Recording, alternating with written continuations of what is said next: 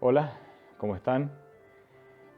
Mi nombre es Norberto Luis González y si todavía no has participado de ninguno de nuestros videos, podés hacerlo a través de mi página de YouTube.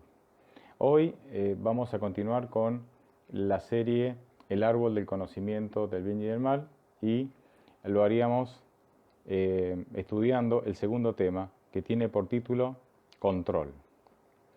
Y vamos a comenzar de la siguiente manera. ¿Qué caracteriza a Dios? ¿Qué hace que Dios sea Dios? Obviamente podemos repasar algunas características de Dios y la que posiblemente primero viene a nuestra mente es la eternidad, es la cualidad de la eternidad. Solo Dios es eterno en sí mismo. Pero yo hoy quiero detenerme en un caso puntual en la Biblia y me refiero al caso de Eva. El caso de Eva. Todos conocemos a Eva, la esposa de Adán, primera pareja creada por el Señor. Siempre me hice una pregunta en el caso de ella. Bueno, ustedes conocen la historia, yo no voy a explayarme en esto, pero cuando Dios creó al mundo, al planeta Tierra y a la raza humana, en las personas de Adán y Eva, ellos eran perfectos, no tenían inclinación al mal, ellos no tenían necesidades. El Edén, con toda su perfección y en toda su plenitud, estaba a disposición de ellos. No les faltaba nada. No, ¿me entienden hasta dónde quiero llegar? Sin embargo, cuando ella se enfrenta a la serpiente, que representa a Satanás, que estaba en el árbol del conocimiento del bien y del mal, Satanás le hace una propuesta y ella accede a esa propuesta. Satanás le dice, si tú comes de este fruto, serás como Dios. Y si mi pregunta es, si a Eva no le faltaba nada, si Eva lo tenía todo, si ni siquiera tenía tendencias al pecado como nosotros, ¿por qué aceptó la propuesta de Satanás? ¿Por qué quería ser Dios? ¿Qué cualidad de Dios ambicionaba a Eva que la animó a desobedecer a Dios, con todo lo que eso implica, para poder llegar a ser Dios, que en realidad era una mentira, fue engañada, pero ella accedió, ella accedió. Y he pensado mucho en este asunto. En mi opinión, y es mi opinión, la cualidad de Dios que Eva ambicionaba era la capacidad de controlar todo. Ustedes se preguntarán por qué yo creo que era eso lo que Eva ambicionaba de Dios, o por qué Eva ambicionaba esa cualidad divina. Porque justamente, ¿acaso nosotros no oramos por aquellas cosas que no podemos controlar? Si nosotros tenemos un buen trabajo, no oramos por eso, estamos conformes, estamos bien. Si nuestros hijos están bien, no oramos por nuestros hijos. Si nuestra familia está bien, o nuestro matrimonio está bien, no oramos por nuestros hijos, por nuestro matrimonio. Nosotros oramos exclusivamente o casi exclusivamente por aquellas cosas que no podemos controlar. Cuando nuestros hijos están perdidos en la droga o en algún otro problema, cuando nuestro matrimonio se hunde, cuando no tenemos trabajo, cuando tenemos alguna crisis que nosotros no podemos solucionar, no podemos controlar, son esos temas los protagonistas de nuestras oraciones. Así que yo creo que Eva ambicionó esta capacidad de controlar que tiene Dios. Hay una serie de pasajes en la Biblia que le atribuyen esta cualidad a Dios. Y por eso que también me animo a pensar así y quiero compartir esos pasajes contigo. Yo los voy a mencionar, no los voy a leer. Después vos si querés podés anotar ahora el pasaje y leerlos ahí con tiempo. En Mateo 4, 3, 4, cuando Satanás tienta a Jesús, recuerda, Mateo 4 describe el ayuno de 40 días que hizo Cristo en el desierto. Bueno, hacia el final de esos 40 días aparece Satanás y Satanás la tentación de Satanás tiene que ver con que Jesús, como Dios, tome el control, ¿sí?, de esta situación y salga por sí mismo, ¿sí? Ahí dice el pasaje, si eres hijo de Dios, convierte estas piedras en pan. O sea, Satanás apela a la divinidad de Cristo y le dice, si eres divino, si eres Dios, y si eres Dios tienes la capacidad de controlar todo, no necesitas pasar hambre. Puedes convertir estas piedras en pan. Toma el control de la situación. Claro, hay un engaño, hay una trampita. La trampa era que si Jesús usaba su poder divino para poder salir adelante en esta prueba que él tenía como ser humano, él no podía llegar a ser nuestro ejemplo para salir de las pruebas, ¿verdad? Porque ninguno de nosotros no somos divinos, ¿verdad? No somos Dios. Había una trampa ahí. Pero fíjate cómo Satanás apela, porque él sabe, apela a esta cualidad divina de tener el control, porque él sabe que Dios tiene el control. Otro pasaje, por ejemplo, en Mateo 27:40, los fariseos, cuando Jesús estaba colgado en la cruz y todavía estaba con vida, los fariseos le dicen, si eres hijo de Dios, desciende de la cruz. Otra vez, en este caso no Satanás, sino seres humanos, le están diciendo a Dios, sabemos que Dios tiene el control de todo. Si tú eres Dios, toma el control de esta situación, desciende de la cruz, no dejes que te matemos, si eres Dios. Obviamente acá también había una tentación satánica, digamos, por medio de los fariseos, a que Cristo usara su divinidad para salir de esta prueba. Pero más allá de eso, incluso los fariseos reconocían esta cualidad de Dios, que Dios tiene la cualidad de controlarlo todo. Y hay otros pasajes, yo no me voy a detener, pero por ejemplo uno más. En Jueces 6, Gedeón, conociendo esta capacidad o esta cualidad que tiene Dios de controlarlo todo, le pide una serie de pruebas, así extrañas. Le dice, bueno, que el vellón de oveja quede seco y el pasto mojado, después que el pasto mojado y el vellón seco, y una serie de pruebas así, para él comprobar de que realmente Dios le está pidiendo lo que le está pidiendo. Pero Gedeón apela a a esta cualidad que tiene Dios de controlarlo todo. Así es que la Biblia nos dice que Dios tiene el control. Pero yo esta frase la podría decir de dos maneras. ¿Tiene el control Dios? ¿O Dios tiene el control? ¿Entendés la diferencia? Una frase apunta a una afirmación, Dios tiene el control. Y la otra, ¿tiene el control?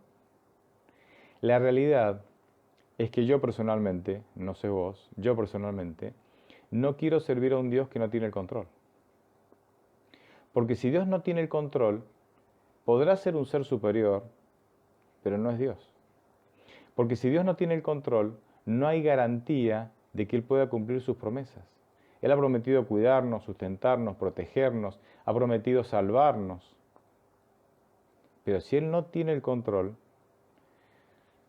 no es Dios, no hay garantía de que Él cumpla con sus promesas. Y yo creo que no vale la pena servir a un Dios que no tiene el control. Claro, Dios ejerce control de una manera diferente a la que ejercemos nosotros, pero eso es otro tema, lo vamos a ver en otro momento.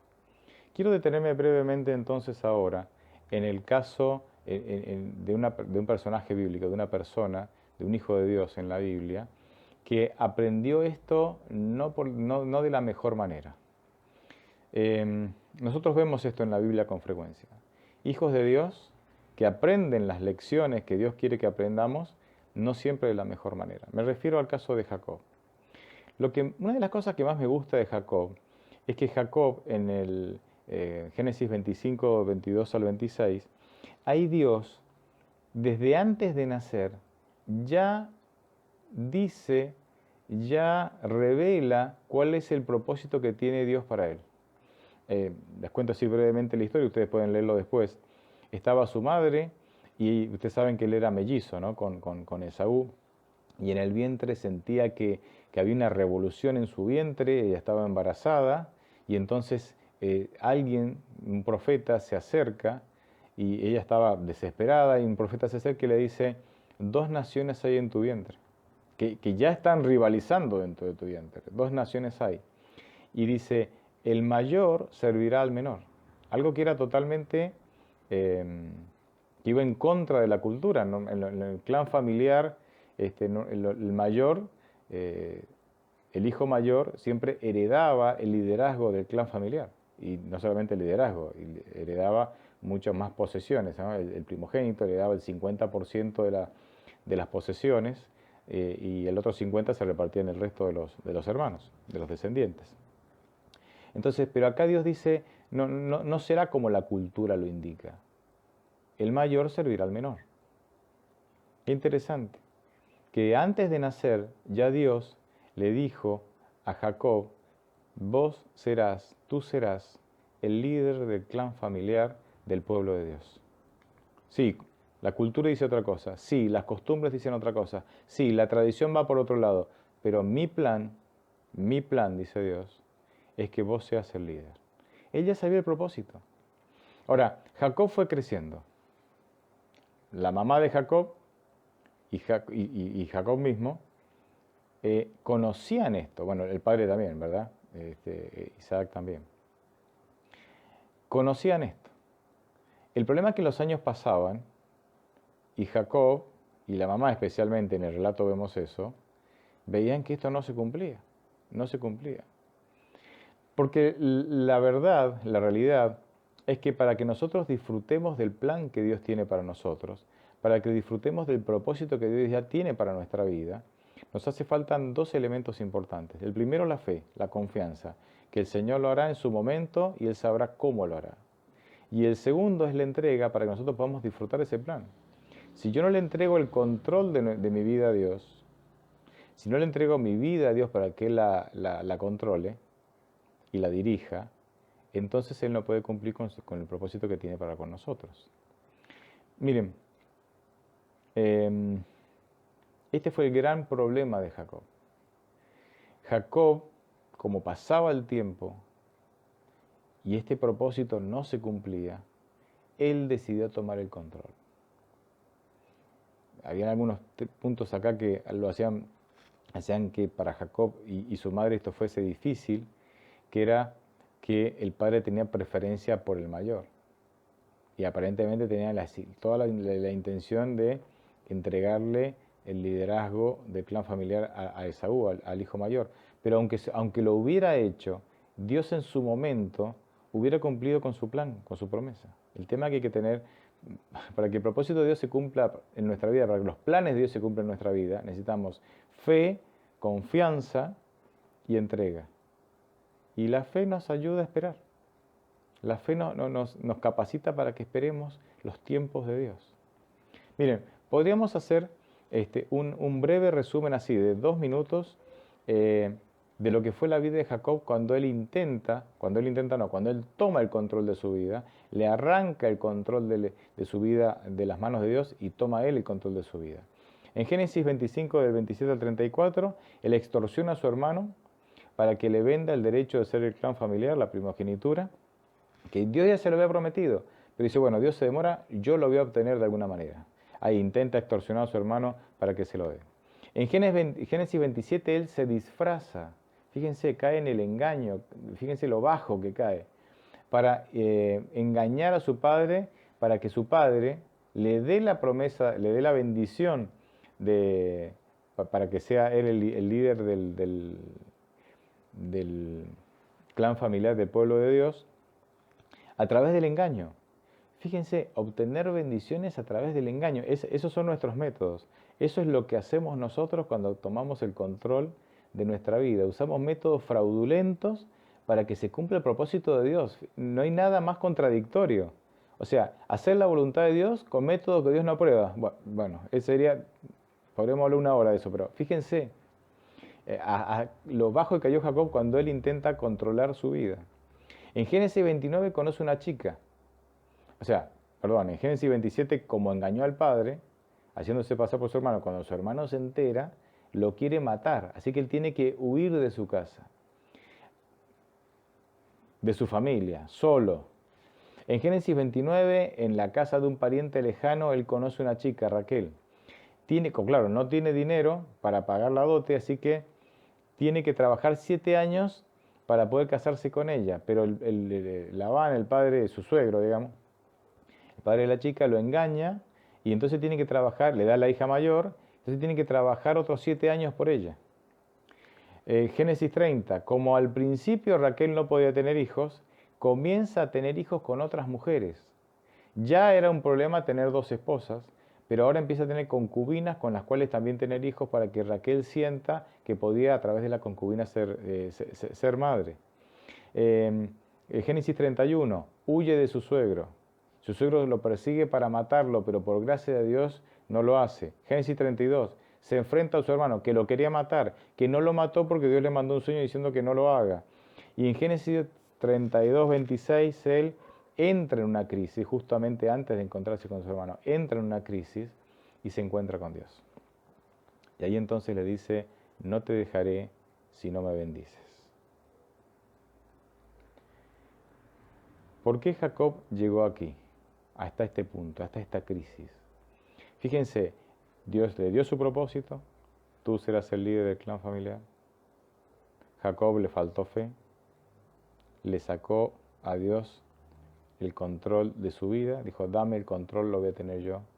Intentó por sus medios cumplir el propósito de Dios, le fue muy mal y después de 20 años de sufrimientos y lamentablemente los sufrimientos no cesaron, porque esto de tener varias esposas le generó sufrimientos hasta el final de sus días. Y después de 20 años de sufrimientos, él tiene un encuentro con Dios y dice, Señor, hice mal las cosas. Hice mal las cosas. Ahora quiero volver a ti. Y cuando él vuelve a Dios, él se encuentra con el ángel, no me voy a detener en eso, tiene esa lucha con el ángel. Y cuando él entiende que ese ángel es Dios, él se aferra y le dice, no te dejaré si no me bendices. Porque él ahora entiende que tiene que volver a entregarle el control de su vida a Dios. Pero cuando intentó guiar su vida con sus fuerzas, con sus criterios, solamente cometió error tras error tras error que le trajo mucho sufrimiento. ¿Por qué sufrió entonces Jacob? Porque él no entendía la dinámica de la vida cristiana. Hay muchos que hoy no entienden la dinámica de la vida cristiana. Y yo voy a leerte un pasaje en 2 versiones diferentes. Fíjate lo que dice Jeremías 10:23 en la versión Dios habla hoy. Señor, yo sé que el hombre no es dueño de su vida, que no tiene dominio sobre su destino. Ya este pasaje es muy claro, pero fíjate, ahora te lo voy a leer en la Nueva Traducción Viviente. Dice, Señor, yo sé que nuestra vida no nos pertenece. No somos capaces de planear nuestro propio destino. Clarito, ¿no? Clarito, clarito, clarito. ¿Por qué intentamos tener el control de nuestra vida? La respuesta es porque yo no sé quién soy. Pero esto será tema de otra serie. Quiero compartir con vos una cita. La cita dice lo siguiente. Cuando nosotros mismos nos encargamos de manejar las cosas que nos conciernen, es decir, nuestros propios asuntos y nuestros intereses, confiando en nuestra propia sabiduría para salir airosos, asumimos una carga que Dios no nos ha dado. Tratamos de llevarla sin su ayuda. Nos imponemos la responsabilidad que pertenece a Dios y nos colocamos en su lugar. Con razón podemos entonces sentir ansiedad y esperar peligros y pérdidas que seguramente nos sobrevendrán cuando creamos realmente que Dios nos ama y quiere ayudarnos. Dejaremos de acongojarnos por el futuro, confiaremos en Dios así como un niño confía en un padre amante. Entonces desaparecerán todos nuestros tormentos y dificultades, porque nuestra voluntad quedará absorbida por la voluntad de Dios. ¿Por qué no le entregamos nuestra vida a Dios? Porque todavía no terminamos de creer que Él nos ama. Si creyéramos que Él nos ama, se la entregaríamos sin ningún problema. Todavía dudamos de cómo hace las cosas Dios y de si nos ama, dudamos de su sabiduría y dudamos de su amor. Mi invitación final es: deja que Dios sea Dios en tu vida. Deja que Dios tome el control de tu vida. Entrégale a Dios tu vida para que Él la dirija. Dios te bendiga.